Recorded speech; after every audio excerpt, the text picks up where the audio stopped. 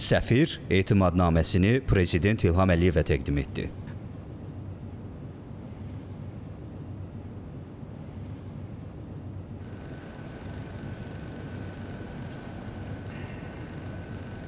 Zatia Alileri, Hayat Yoldaşim Kerim ile men 27 yıl evvel Azerbaycan'a ilk defa gelende insanların mehribanları ve Pekin'in büyük potansiyeli bizi çok tesirlendirdi. O vakten beri Azerbaycan çok büyük inkişaf yolu geçti.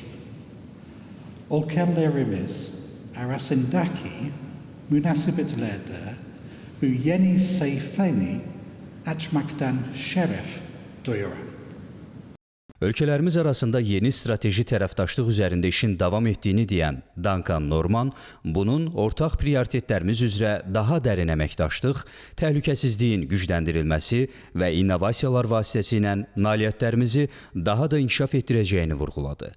Səfir bərpa olunan enerji, müdafiə, aviasiya istiqamətlərində ölkəmizlə dinamik tərəfdaşlıq qurmaq istədiklərini bildirdi, təhsil sahəsində əlaqələri qeyd etdi və gənclər arasında körpülərin gücləndiyini dedi.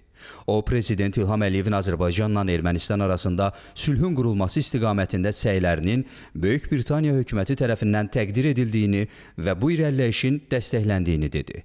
Duncan Norman eyni zamanda ölkəsinin Azərbaycanın mina təmizləmə səylərini dəstəkləyən ilk beynəlxalq tərəfdaş olduğunu xatırladı. Dövlətimizin başçısı səfirə Bakıda xoş vaxt keçirməyi arzuladı, onun Azərbaycan dilində danışmasını yüksək qiymətləndirdi. Prezident İlham Əliyev gündəliyimizlə bağlı məsələlərin yalnız iki tərəfli müstəvidə deyil, regional inkişaf və əməkdaşlıq baxımından da böyük əhəmiyyət kəsb etdiyini dedi. Mina təmizləmə sahəsində yardıma görə Böyük Britaniya hökumətinə minnətdarlığını bildirən dövlətimizin başçısı bu sahədə ölkəmizin daha sıx beynəlxalq əməkdaşlığa ehtiyacı olduğunu bildirdi. 30 il əvvəl Azərbaycan Böyük Britaniya əməkdaşlığının məhz enerji sahəsində başladığını xatırladan Prezident İlham Əliyev hazırda bərpa olunan enerji istiqamətində tərəfdaşlıq üçün böyük potensialın olduğunu bildirdi. Bu xüsusda işğaldan azad olunmuş ərazilərimizdə ilk günəş elektrik stansiyasının BP tərəfindən tikildiyini qeyd etdi.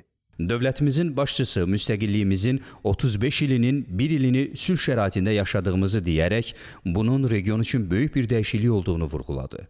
Prezident İlham Əliyev qeyd etdi ki, regionda vəziyyəti nəzərə alaraq təhlükəsizlik bizim gündəliyimizdə prioritet olmağa davam eləyəcək. Ölkəmizdə müsbət investisiya mühitinin yaradıldığını deyən dövlətimizin başçısı Azərbaycan və Britaniya şirkətləri tərəfindən böyük qarşılıqlı marağın olduğunu vurğuladı. Prezident İlham Əliyev səfirə fəaliyyətində uğurlar arzuladı.